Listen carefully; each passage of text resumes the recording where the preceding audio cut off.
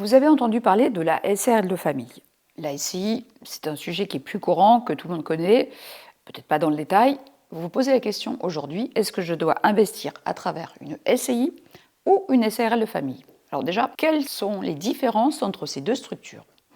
Une SCI, qu'est-ce que c'est? Une société civile immobilière, dont l'objet social est, quand vous constituez celle-ci pour faire de l'investissement immobilier, c'est la gestion de votre patrimoine immobilier et l'objet de ce patrimoine immobilier est la location nue. La SCI ne peut pas faire de location meublée, la location meublée étant une activité commerciale.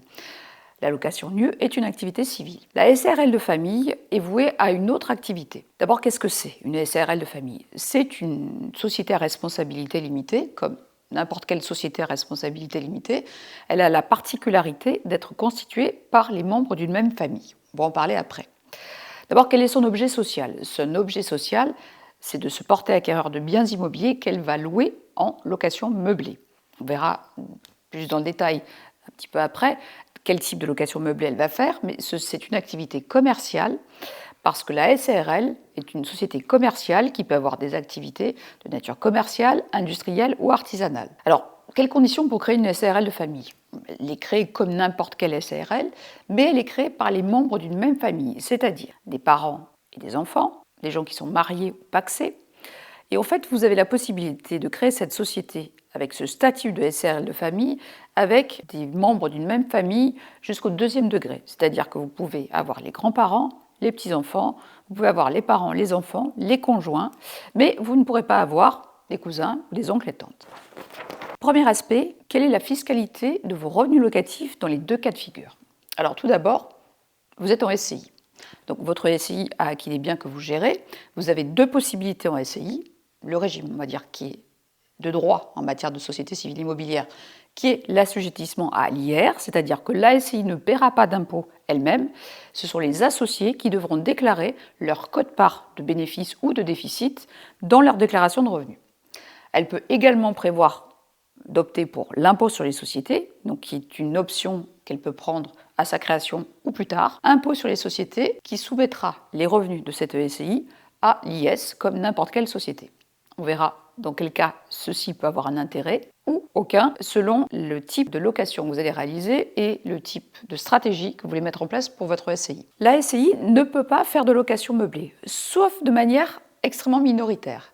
Si elle fait de la location meublée sur un bien, une partie de bien, le total des revenus de cette location meublée ne devra pas dépasser 10% du chiffre d'affaires que la SCI va réaliser sur l'ensemble de ses revenus locatifs. Sinon, elle sera automatiquement soumise à l'impôt sur les sociétés. La SARL de famille, donc on l'a vu tout à l'heure, c'est une SARL. Quand vous la créez, vous avez automatiquement le régime d'impôt sur les sociétés qui est mis en place. Mais lors de sa création, vous pouvez opter pour l'assujettissement à l'impôt sur le revenu, ce qui va permettre de pratiquer exactement le même système que dans la SCI soumise à l'IR, c'est-à-dire que la société ne sera pas taxée au niveau de son périmètre, mais qu'elle va pouvoir faire remonter au niveau des déclarations de revenus des différents associés le résultat, qu'il soit positif ou négatif. Alors, contrairement à la SCI, le résultat, dans les deux cas de figure, positif ou négatif, ne sera pas remonté dans les revenus fonciers, mais dans la catégorie BIC, bénéfices industriels et commerciaux. Dans le cadre de la SARL de famille, soumise à l'IR, vous allez faire de la location meublée, dans deux régimes différents selon les revenus que vous allez tirer de ces locations, loueur en meublé non professionnel, LMNP, ou loueur en meublé professionnel. Dans les deux cas de figure, l'intérêt de ce régime de location meublée va permettre à la SARL de famille de pratiquer des amortissements des biens qu'elle va donner en location, donc amortissements comptables qui vont représenter en général 1/25e de la valeur du bien par année de détention et qui vont venir diminuer le résultat de la SARL de famille. En outre, si les amortissements que vous pratiquez une année dans le cadre de votre SARL de famille sont supérieurs au résultat, aux revenus que la SARL aura eu cette année-là, vous pourrez les reporter sur les années suivantes. Donc ce qui veut dire que dans ce régime, vous allez certainement éviter de payer de l'impôt pendant plusieurs années, voire pendant toute la durée de vie de votre prêt bancaire ou de votre SARL de famille. En tout cas, pendant à peu près 25 ans si vous n'avez qu'un bien. La SARL de famille peut également être soumise à l'IS par défaut ou par choix. Dans ce cas-là, Vous pourrez toujours pratiquer les amortissements comptables qu'on vient d'évoquer, donc le résultat sera fortement diminué, mais s'il y a un résultat dans la structure, il sera imposé à l'impôt sur les sociétés de manière classique, donc avec un premier palier à 42 500 € taxé à 15%, et au-delà 25% pour le moment, puisque nous ne savons pas ce que l'avenir nous réserve en matière de taxation. Nous sommes les champions du monde en France sur ces sujets-là. Autre aspect très important en matière de fiscalité, c'est la fiscalité en cas de cession d'un bien. Une SCI qui est soumise à l'IR, si elle décide de céder un bien, eh bien elle sera soumise, enfin les associés seront soumis au régime traditionnel des plus-values immobilières. Comment est-ce que cela fonctionne? Votre SCI soumise à l'IR décide de céder un bien. Donc elle cède son bien. Pour calculer les plus-values immobilières, dans le régime traditionnel qui s'applique aux particuliers, l'État va prendre comme base de départ le prix d'achat augmenté des frais que vous aurez eus sur cette acquisition et va calculer la base taxable en déduisant ce prix que vous aurez payé. Ensuite, vous aurez un abattement par année de détention, 0 abattement de 1 à 5, parce que quand même, il ne faut pas exagérer, ce serait quand même dommage pour l'État de perdre une possibilité de vous taxer pendant les 5 premières années, et ensuite vous aurez un abattement qui sera différent selon qu'on considère l'impôt ou les prélèvements sociaux. Donc, la SCI soumise à l'IR ne va pas vous conduire à payer plus d'impôts en cas de cession de votre bien immobilier. La SARL de famille soumise à l'IR, en fait, elle va suivre exactement le même régime. C'est-à-dire que vous aurez la même base de calcul, c'est-à-dire l'État va prendre comme base de départ le prix d'acquisition augmenté des frais, mais vous n'aurez pas à réintégrer les amortissements que vous aurez pratiqués pendant les années de détention. Et vous aurez, qui plus est, la possibilité de déduire les abattements qui sont consentis par année de détention à partir de la 6e année. Donc, c'est effectivement extrêmement intéressant dans le cadre de cette SARL de famille soumise à l'IR. C'est vraiment le sujet qui va vous permettre de limiter les dégâts en matière de fiscalité.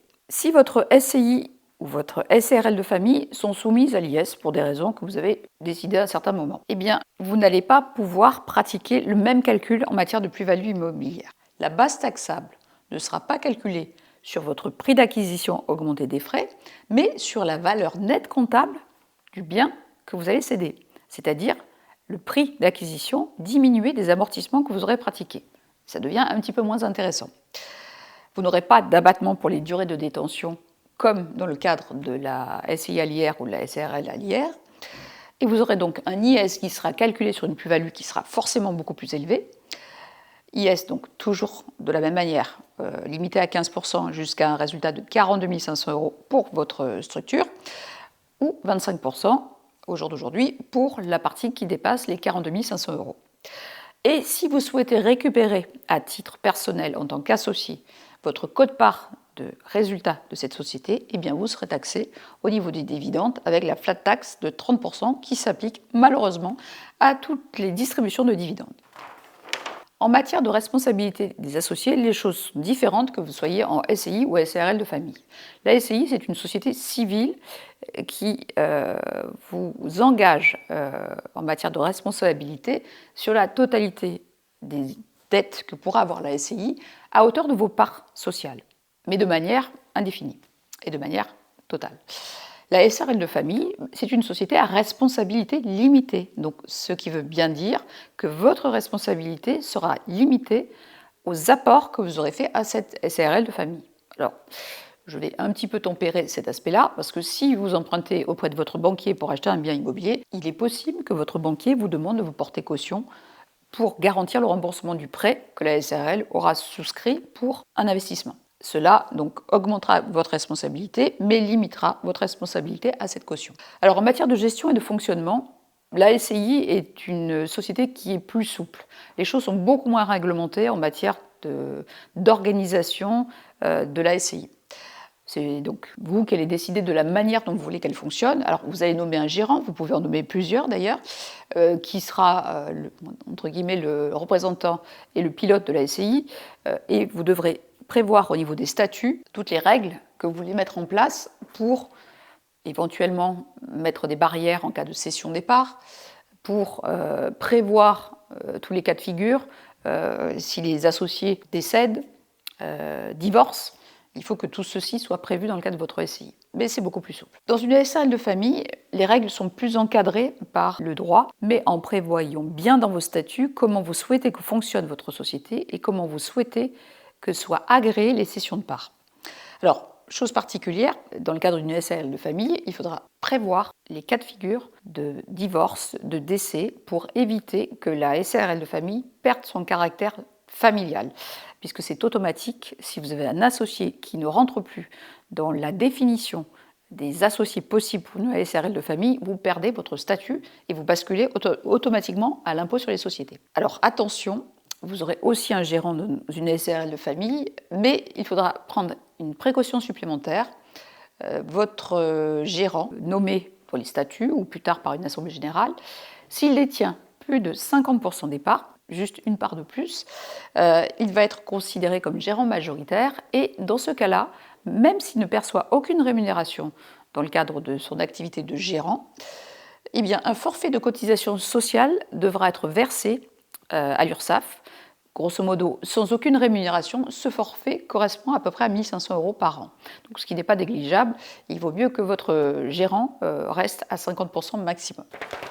Autre intérêt, et qui n'est pas des moindres, la transmission de votre patrimoine et la gestion future de votre succession. Alors la SCI est un outil qui est extrêmement adapté à ce type de stratégie. En effet, vous allez pouvoir prévoir de donner progressivement à vos enfants, à vos petits-enfants, des parts de SCI. Vous pouvez également démembrer les parts, c'est-à-dire que vous pourrez donner la nue propriété, ce qui vous permettra de diminuer la valeur de ce que vous donnez et donc de donner plus et plus rapidement. Donc vous pourrez mettre en place des donations partage. Alors la base, déjà, ce n'est pas la valeur du bien ou des biens que détient la SCI au moment où vous réalisez cette donation. La base, c'est l'actif net, c'est-à-dire la valeur du bien diminuée de ce qui reste comme engagement financier, notamment les crédits. Donc ce qui réduit déjà la base de calcul de l'État pour prendre en compte les abattements forfaitaires de 100 000 € par enfant et par parent que vous pouvez utiliser tous les 15 ans. Par ailleurs, l'État vous permet également de pratiquer une décote, c'est-à-dire que si votre SCI familiale prévoit que c'est une SCI de famille et donc que les cessions doivent être agréées et rester dans l'orbite de votre famille, eh bien, vous pourrez appliquer une décote sur la valeur qui vient d'être calculée. Une décote de 10 à 15%, c'est ce qu'admet l'administration fiscale parce qu'effectivement, ça manque un petit peu de liquidité, c'est moins facile à céder puisque vous n'avez que des acquéreurs autour de vous qui sont des membres de votre famille, qui sont vos potentiels acquéreurs. Il faudra bien évidemment prévoir des statuts qui gèrent tous ces cas de figure pour éviter tout blocage, pour éviter que l'indivision de certaines parts vous mette dans la difficulté pour la gestion de votre SCI. En SARL de famille, vous pouvez également pratiquer le même mécanisme. Alors, de donation, vous pouvez démembrer la propriété des parts de votre société. Vous pourrez toujours faire le même calcul, puisque quand vous cédez ou vous donnez des parts, vous allez calculer la valeur sur l'actif net, c'est-à-dire la valeur du bien ou des biens diminués des engagements financiers qui restent à rembourser. Vous pourrez également appliquer la même décote, puisque là, encore plus, la SARL de famille va contraindre à rester dans un cadre familial très resserré. Donc, on va dire que la souplesse est moins présente, mais les mécanismes sont à peu près les mêmes. Donc, de la même manière, vous devrez avoir des statuts qui soient rédigés avec beaucoup de précautions, notamment pour éviter qu'un événement familial malheureux, un divorce ou un décès, fasse perdre la qualité de SARL de famille à votre société en prévoyant automatiquement que les parts devront être cédées à des membres de la famille dans le cercle restreint qui vous permet de rester en SARL de famille. Alors, ce que je viens d'exposer, ce sont des mécanismes qui sont connus, qui fonctionnent très bien, mais qui peuvent être utilisés de manière encore plus intéressante si vous achetez avec vos enfants. Parce que si vous décidez d'acheter un bien dans le cadre de votre SCI ou de votre SARL de famille, eh bien, vous mettrez en place un prêt sur la structure. Si vos enfants sont jeunes et n'ont pas encore la capacité à souscrire des prêts parce qu'ils n'ont pas de revenus, ils vont être automatiquement propriétaires d'un bien qui sera financé par le prêt. Vous n'aurez pas besoin d'effectuer une donation si vous les inscrivez dès le départ dans votre structure. Si vous mettez en place une SARL ou une SCI où vos enfants sont nus propriétaires des parts et vous, usufruitier, vous devrez sans doute cautionner les prêts auprès de votre banquier, mais cela vous permettra de mettre en place des investissements immobiliers avec vos enfants sans devoir un jour payer des droits de succession. Ça vous permettra en plus de les associer dans cette démarche. S'ils ne s'y intéressent pas énormément au début, ils se formeront petit à petit et vous contrôlerez toujours, en étant, vous, titulaire de l'usufruit de ces parts, la gestion de vos biens.